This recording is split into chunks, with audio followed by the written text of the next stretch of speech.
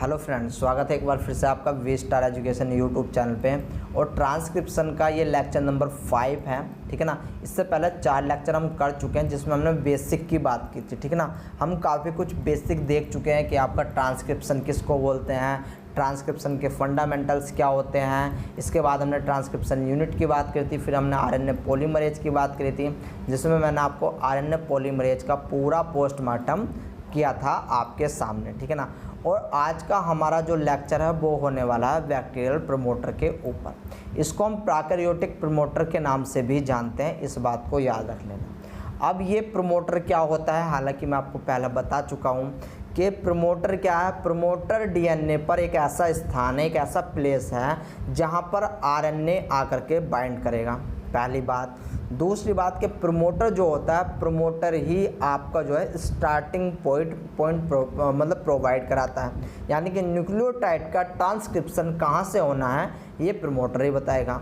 तीसरी बात, प्रमोटर बताता है कि भाई साहब डायरेक्शन कितने कहाँ पर होनी है, ठीक है ना। ये सारी बातें कौन बता रहा है, प्रमोटर बता रहा है।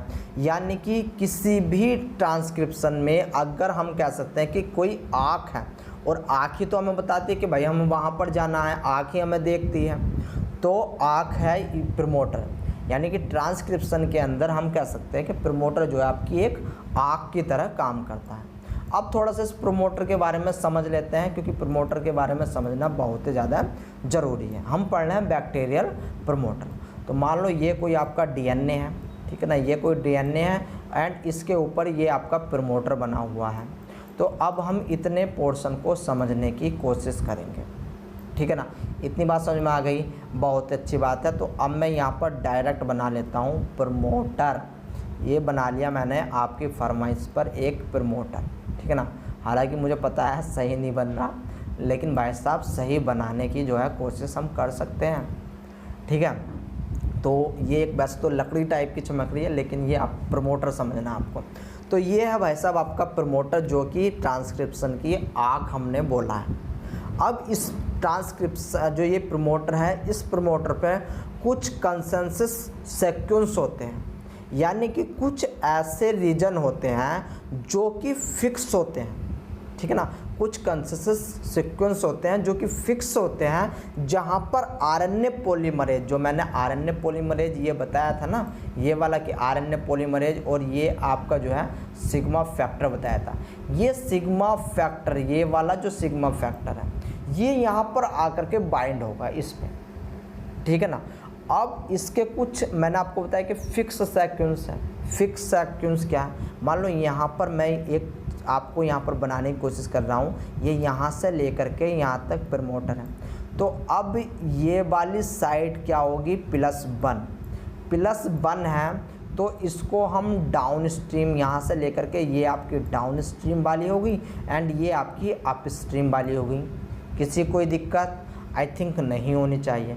अब इस अप स्ट्रीम साइड में -10 बेस पर एक कंसेंसस सीक्वेंस पाया जाता है, जिसको हम टाटा 80, टाटा TA याद रख लेना ये चीज़, TA80, ठीक है ना।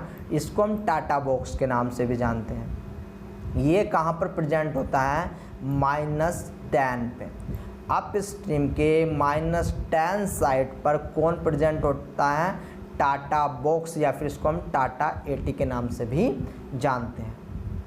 इसी को हम प्रिब्नाउ बॉक्स भी बोलते हैं। इसी को क्या बोलते हैं, याद रख लेना, इसी को हम प्रिब्नाउ बॉक्स के नाम से भी जानते हैं, प्रिब्नाउ बॉक्स के नाम से भी जानते हैं।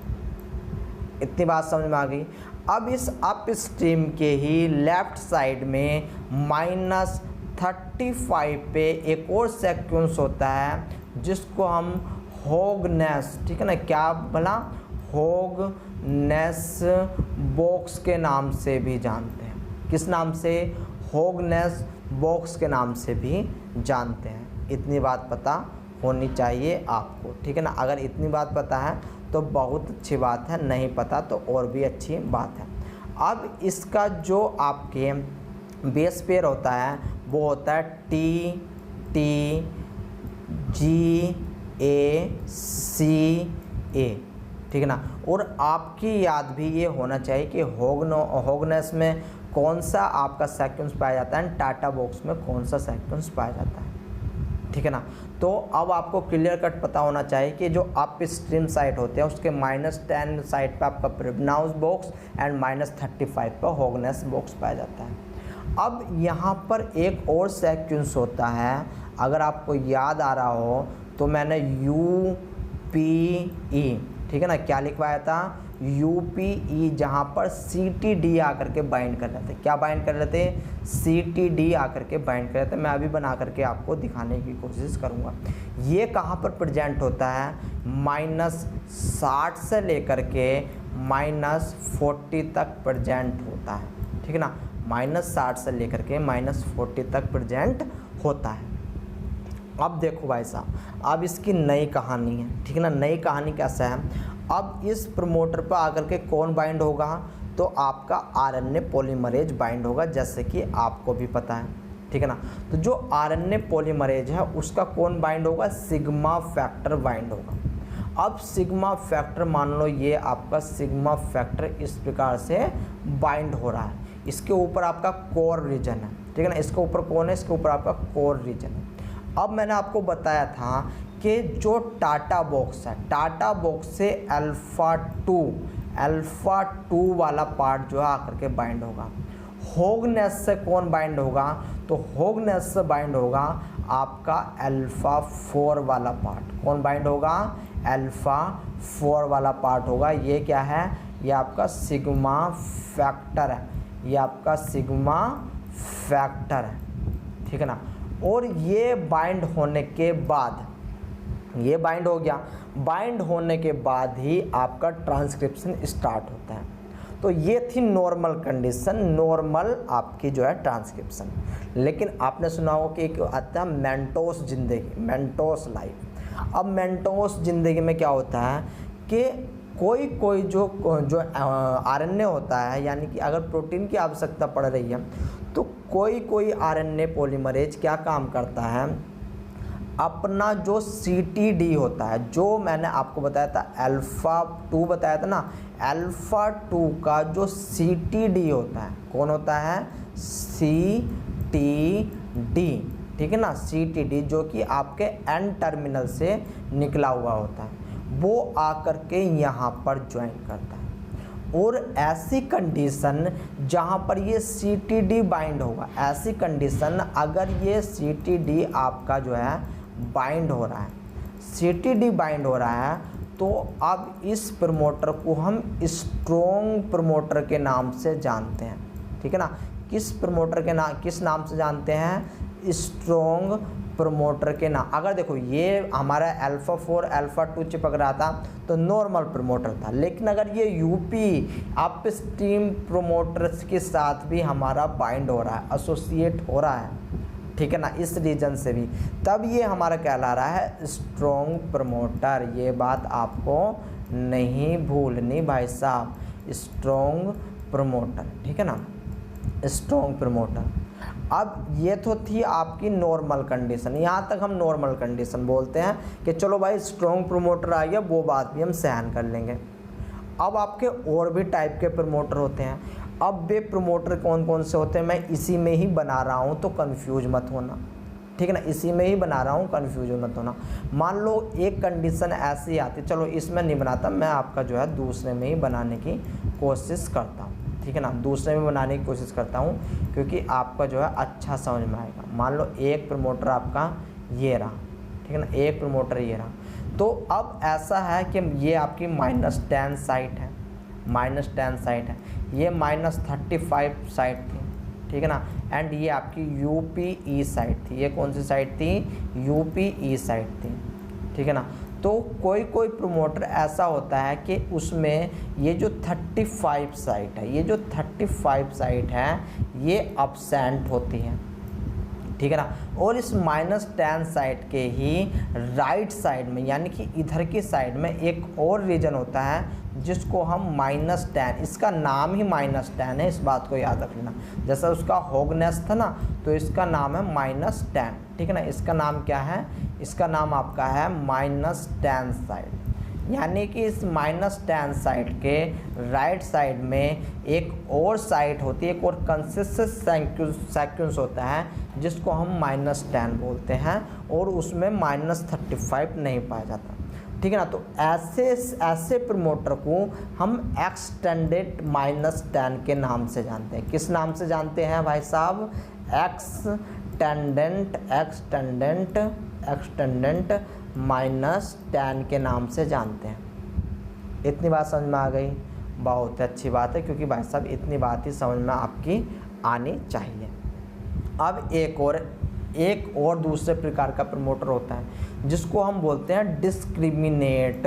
ये सारी बातें लिखी हुई हैं, PDF में मिल जाएगी आपको मैं केवल समझाने के लिए ही बता रहा हूँ। डिस्क्रिमिनेटर प्रमोटर, ठीक है। इसमें क्या होता है, मान लो ये कोई आपका भाई साहब सीधा सा प्रमोटर था, ठीक है ना। अब इसमें -10 रीजन भी पाया जा रहा है, अब इसमें -35 रीजन भी पाया जा रहा है, एंड इसमें आपका UPE भी पाया जा रहा है। देखो ये जो UPE मैं यहाँ पर बना जरूर रहा हूँ, लेकिन इनका कोई भी फंक्शन परफॉर्म नहीं होता, ना ही एक्सटेंडेड में ना ही डिस्क्रिमिनेट में, ठीक है ना। प्रेजेंट जरूर होते हैं लेकिन फंक्शन परफॉर्म नहीं करते। तो डिस्क्रिमिनेटर में क्या होता है कि इस -10, ये आप देखो -35 भी है, एंड इस -10 के जो राइट साइड में है, यहाँ पर एक साइड होती है जिसको नाम ही डिस्क्रिमिनेटर दे दिया, जिसको नाम ही क्या दे दिया? नाम ही डिस्क्रिमिनेटर दे दिया भाई साहब। तो ये कौन सी साइड हो गई? डिस्क्रिमिनेटर साइड हो गई, ठीक है ना। डिस्क्रिमिनेटर साइड ये आपकी हो गई है। इतनी बात समझ में आ गई? स्पेलिंग गलत हो सकती है, स्पेलिंग पर मत जाया करो यार, ठीक है ना। समझो, बातों को समझो। तो अब हम पढ़ते हैं बैक्टीरियल प्रमोटर के बारे में कुछ और अच्छी और नई बातें, ठीक है ना। तो यहाँ पर देखो, यहाँ पर एक आपको RNA चमक रहा होगा, ये RNA चमक रहा होगा। अब इस RNA में यहाँ से लेकर के और ये जो रीजन आप देख रहे हो, इतना रीजन, ये रीजन क्या है? एक प्रमोटर है, ठीक है ना। ये रीजन क्या है? प्रमोटर है। अब इस प्रमोटर में RNA पॉलीमरेज आकर के बाइंड हुआ। RNA पॉलीमरेज में क्या बाइंड होगा? तो सिग्मा फैक्टर बाइंड होगा, ये बात याद रख लेना। और सिग्मा फैक्टर भी मैं बता चुका हूँ, सिग्मा फैक्टर के 2 रीजन α2 एंड α4। α2 -10 से, α4 -35 से आकर के बाइंड होंगे। इतनी बात समझ लो, इतनी बात समझ ली, बहुत अच्छी बात है। अब आपने सारा का सारा प्रमोटर प्रोकैरियोटिक्स में पढ़ लिया। अब कुछ स्टेटमेंट देख लेते हैं कि bacterial promoter recognize by polymerase containing sigma 17, यानी कि जो आपका RNA पॉलीमरेज होगा उसके अंदर सिग्मा 17 होगा, जो कि आपके प्रमोटर को आइडेंटिफाई करेगा। इतनी बात समझ में आ गई, बहुत अच्छी बात है। For example generally contain 2 conserve sequence, यहाँ पर 2 कंजर्व सेक्वेंस होते हैं जो कि लोकेटेड होते हैं -10 base pair and -35 base pair of up stream, यानी कि अप स्ट्रीम साइड पर भी जो है लोकेटेड होते हैं फ्रॉम ट्रांसक्रिप्शन स्टार्ट साइट, यानी ये अगर स्टार्ट साइट है तो इसके अप स्ट्रीम प्रेजेंट होंगे -10 -35 रीजन पर, ठीक है ना। -10 -35 रीजन पर द सेक्वेंस आर दस कॉल्ड -10 -35 रीजन और एलिमेंट, और इनको या तो -10 -35 रीजन कह लो या फिर एलिमेंट के नाम से भी जान सकते हैं, ठीक है ना। Each of these promoter elements have are hexamer, very important.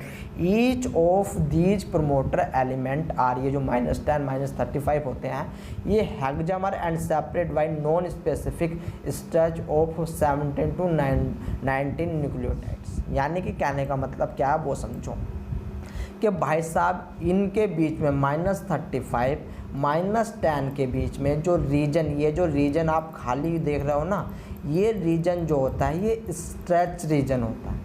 ये कैसा? नॉन स्पेसिफिक स्ट्रेच रीजन होता है जिसमें 70 to 19 न्यूक्लियोटाइड प्रेजेंट होते हैं, और ये बहुत ज़्यादा इम्पोर्टेंट है। एक क्वेश्चन आया था कि अगर ये 70 to 90 न्यूक्लियोटाइड प्रेजेंट ना हो, यानी कि नॉन स्पेसिफिक स्ट्रेच के जो लेंथ है उसको कम कर दिया जाए या फिर न्यूक्लियोटाइड को यहाँ से हटा दिया जाए कुछ न्यूक्लियोटाइड के, तो बताइए जो ट्रांसक्रिप्शन है वो हो पाएगा या नहीं हो पाएगा। अगर हो पाएगा तो सही से हो पाएगा या फिर नहीं हो पाएगा। तो आंसर इज आपका जो ट्रांसक्रिप्शन है वो नहीं हो पाएगा, ठीक है ना। आंसर इज ट्रांसक्रिप्शन नहीं हो पाएगा, ठीक है ना। द कंसेंसस, यहाँ पर देखो, the consensus sequence for -10 sequence is Tata ATF, इसको हम टाटा बॉक्स के नाम से जानते हैं। And the consensus sequence at -35 is TTGAC। ये वेरी वेरी इम्पोर्टेंट आपको पता होना चाहिए। इस TTGAC को हम होगनस बॉक्स के नाम से भी जानते हैं एंड इस टाटा AT को हम -10 रीजन के नाम से भी जानते हैं। तो इतनी बात आपको पता होनी चाहिए। अब ये स्लाइड आई होप आपकी समझ में आ गई होगी। अब देखो यहाँ पर वही दिखा रहा है कि RNA पॉलीमरेज किस प्रकार से ये डबल स्टैंडर्ड DNA किस प्रकार से बाइंड करता है। तो जो सिग्मा फैक्टर होता है, सिग्मा का सेकंड जो अल्फ़ा होता है ये -10 से अटैच होता है एंड सिग्मा 4 -35 से अटैच होता है। और अगर ये स्ट्रॉन्ग प्रोमोटर हुआ तब इसका जो अल्फ़ा का एन टर्मिनल है, अल्फ़ा का एन टर्मिनल है, इसका जो कार्बोक्सिलिक वाला पार्ट होता है, ठीक है ना, जो इसका कार्बोक्सिलिक वाला पार्ट होता है वो बाइंड होता है UPE से। वो किससे बाइंड होगा? UPE से बाइंड होने वाला है। इतनी बात पता चली, बहुत अच्छी बात है। अब यही अगर UPE से बाइंड हो रहा है तभी हम इसको स्ट्रॉन्ग प्रमोटर के नाम से जानते हैं, ठीक है ना, स्ट्रॉन्ग प्रमोटर के नाम से जानते हैं। तो आई होप गाइज ये चीज़ें आपको समझ में आई होगी। अब कुछ अदर प्रमोटर होते हैं जिनको हम एडिशनल प्रमोटर के नाम से भी जानते हैं। पहला आपका एक्सटेंडेड -10 एंड दूसरा आपका डिस्क्रिमिनेट, ठीक है ना। तो एक्सटेंडेड -10 मैं आपको बता चुका हूँ कि इसमें क्या होता है, इसमें -10 रीजन जो होता है उसके राइट साइड में एक्सटेंडेड -10 होता है। हालांकि मैं आपको डायग्रामेटिकली इसको समझा चुका हूँ। ये स्टेटमेंट आप अपनी तरफ से पढ़ लेना, कोई इतना हार्ड स्टेटमेंट नहीं है, ठीक है ना। बट इसमें -35 अब्सेंट होता है, ये बात याद रख लेना। इसमें -35 सेकेंड जो होता है वो लैक अन ऑप्टिमल -35 सेकेंड्स इम्पोर्टेंट। दूसरा देख लेते हैं डिस्क्रिमिनेटर वाला। डिस्क्रिमिनेटर भी मैं आपको समझा चुका हूँ कि डिस्क्रिमिनेटर क्या होता है कि A final DNA element has bind RNA polymerase is sometime found just down stream from the -10 जो होता है, जो अप स्ट्रीम में -10 एलिमेंट कह लो या फिर सेकेंड्स कह लो, उसके राइट साइड में एक पार्ट होता है जिसको हम डिस्क्रिमिनेटर बोल देते हैं, ठीक है ना। Strength of the interaction between discriminator and polymerase influence the stability of the complex between the enzymes and promoter. अब ये जो अदर या फिर एडिशनल प्रमोटर है इनका एक्चुअल में फंक्शन क्या होता है? तो भाई साहब एक तो ये है कि जो DNA एंड प्रमोटर है, जो DNA एंड प्रमोटर है वे आपस में एक अच्छा कॉम्बिनेशन बना लें, एक अच्छा कॉम्बिनेशन बना लें। इसलिए इन एडिशनल प्रमोटर का हम यूज करते हैं, ठीक है ना। इसलिए इन एडिशनल प्रमोटर का हम यूज करते हैं। तो अब ये बात आपको पता होनी चाहिए, ठीक है ना। तो चलो ये लेक्चर मैं यहीं पर ही समाप्त करता हूँ। नेक्स्ट लेक्चर में हम बैक्टीरियल ट्रांसक्रिप्शन से स्टार्ट करेंगे, इसका प्रोसेस देखेंगे कि इसका प्रोसेस क्या होता है, ठीक है ना, क्या प्रोसेस होता है, कैसे कैसे हम जो है इनिशिएशन करते हैं, एलोंगेशन करते हैं, टर्मिनेशन करते हैं। तो ये लेक्चर मैं यहीं पर समाप्त करता हूँ दोस्तों। तब तक के लिए टाटा एंड बाय बाय।